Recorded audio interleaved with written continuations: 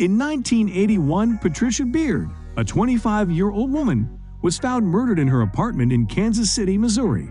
Despite years of investigation and the efforts of multiple law enforcement agencies, her case remained unsolved for over 4 decades. However, in 2022, the oldest cold case in Kansas City's history was finally solved, bringing justice to Patricia and her family. The investigation into Patricia's murder began on August 7, 1981, when her roommate found her body in their apartment. Patricia had been sexually assaulted and strangled to death.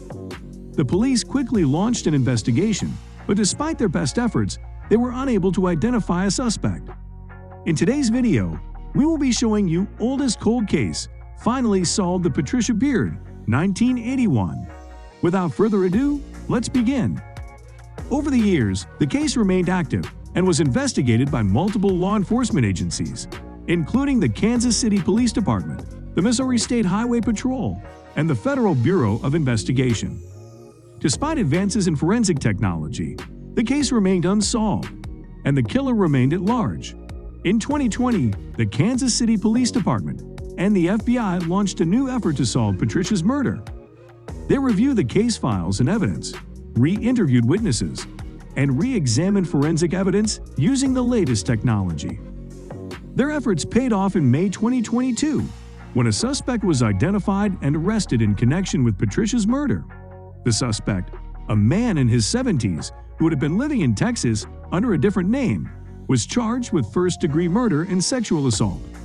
The breakthrough in the case was thanks to DNA evidence that was collected from the crime scene and was reanalyzed using advanced forensic techniques. The DNA evidence led the investigators to the suspect, who was then located and arrested. The news of the arrest brought closure to Patricia's family, who had been waiting for justice for over 4 decades. In a statement, Patricia's sister expressed her gratitude to the investigators who had worked on the case. "We never gave up hope that someday we would find out who killed my sister," she said. The investigators who worked on this case never gave up either. "We are grateful for their dedication and their tireless efforts to solve this case." The arrest in Patricia's case is a testament to the importance of persistence and the power of forensic technology.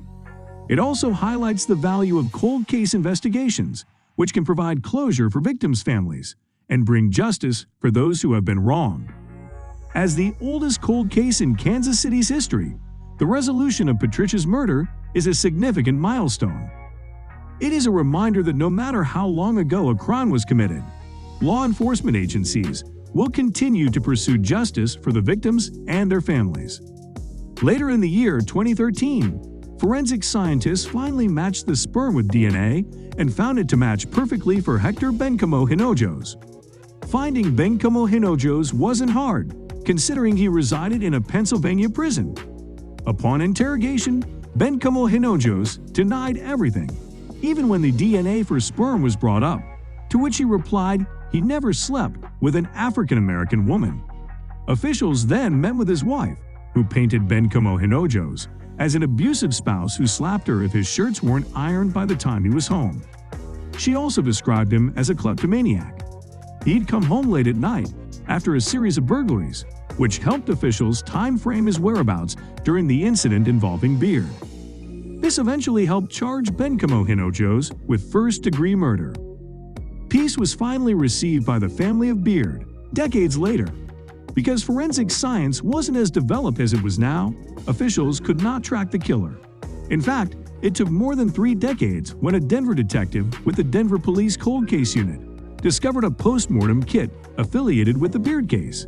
It survived, but much of the other material taken from the scene was gone, having been tossed in 1994. He then met with a forensic scientist who revealed a vaginal swab tested positive for sperm. The detective asked that the swab be tested for DNA, and it was, but this effort didn't lead to a swift conclusion. So guys, let me know your thoughts down in the comment section below. For more interesting content, give this video a thumbs up, and don't forget to subscribe to the channel for more awesome content. Have a nice day, and I will see you in the next video.